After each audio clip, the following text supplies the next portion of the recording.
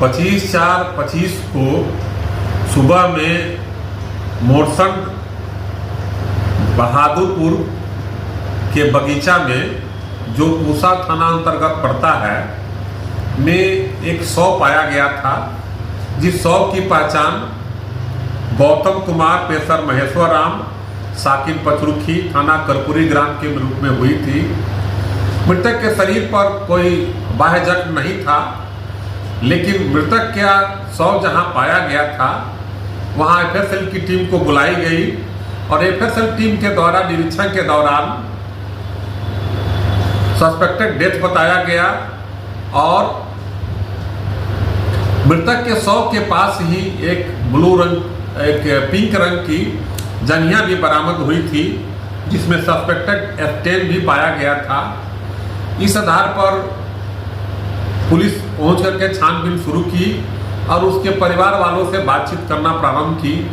इसी क्रम में जानकारी हुआ कि एक दिन पहले मृतक की पत्नी और एक महिला से आपस में कुछ वाद विवाद हुआ था।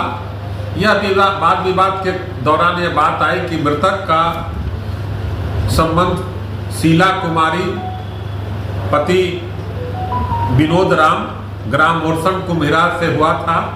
जब शीला कुमारी से हम लोग पूछताछ शुरू किए तो उन्होंने अपना अपराध स्वीकार किया और उसके द्वारा बताया गया कि अपने बच्चे के ट्यूशन पर आने के दौरान गौतम कुमार से 2 साल पहले परिचय हुआ था और उसके बाद मृतक दिल्ली चले गए।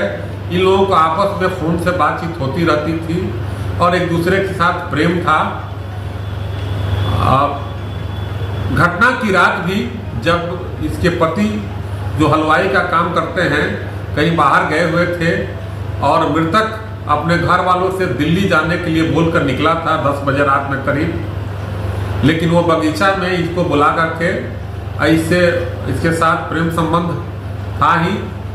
इसी क्रम में मृतक जिद करने लगा कि दिल्ली चलो, नहीं चलोगी तो हम आत्महत्या कर लेंगे, लेकिन इसके समझाने के बावजूद भी नहीं माना। तो ये इसके साड़ी के से ही ये पेड़ में लाकर लटक गया और जिसके कारण उसकी मृत्यु हो गई। शीला देवी द्वारा तत्काल वहां से भाग करके अपने घर गई और वहां से हंसुआ लेकर के अपना साड़ी काट करके मृतक का शव नीचे रख दी और इसका मोबाइल और काटा हुआ साड़ी लेकर के कहीं छिपा दी। इन्होंने अपराध स्वीकार किया और अपराध स्वीकार करने के दौरान मृतक का मोबाइल और जो साड़ी से लटका था उसकी बरामदगी हुई, जिसमें